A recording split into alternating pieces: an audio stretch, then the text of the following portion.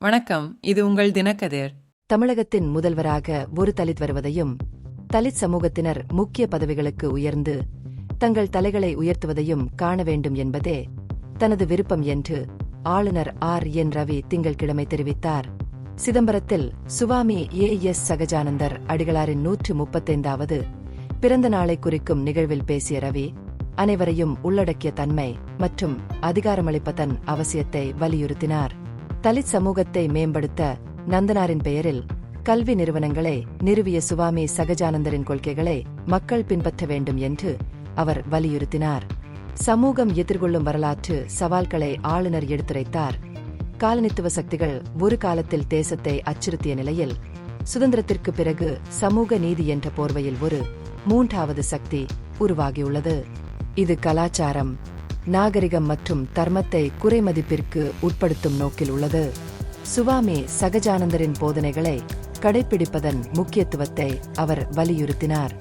மேலும் தலித்துகள் தலைவர்கள் இஸ்ரோவில் விஞ்ஞானிகள் மற்றும் பொறியியல் நிபுணர்களாக மாறுவதை காண விரும்புவதாகவும் தெரிவித்தார். இந்த நிகழ்வில் கலந்து கொள்வது ஒரு பாக்கியம் என்று ரவி விவரித்தார். கலாச்சார மற்றும் சமூக விழுமியங்களை வலுப்படுத்துவதில் அதன் முக்கியத்துவத்தை அடிக்கோடிட்டு காட்டினார். பிரிட்டிஷ் காலனித்துவ காலத்தில் இந்தியாவின் கலாச்சாரம் மற்றும் மரபுகளை அழிக்க மேற்கொள்ளப்பட்ட வரலாற்று முயற்சிகள் குறித்தும் ரவி பேசினார். கம்யூனிச சித்தாந்தங்கள் மற்றும் கிறிஸ்தவ மிஷனரிகளின் செல்வாக்கை குறிப்பிட்டார். மெட்ராஸ் மாகாணத்தில் சூத்திரர்கள் உட்பட சாதிகளுக்கு இடையே கல்வி ஒற்றுமையை ஆவணப்படுத்திய 1822ஆம் ஆண்டு பதிவுகளை அவர் மேற்கோள் காட்டினார்.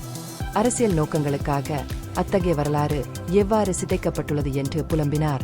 கலாச்சார ஒருமைப்பாட்டை பாதுகாக்க வரலாற்று கதைகளை மறுபரிசீலனை செய்ய வேண்டும் என்று அவர் வலியுறுத்தினார்.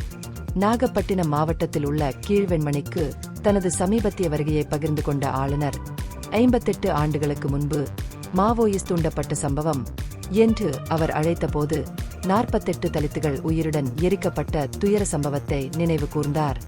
மாநிலத்தின் உறுதியான ஆதரவு இல்லாததை அவர் விமர்சித்தார். இது உங்கள் தினக்கதிர். நன்றி.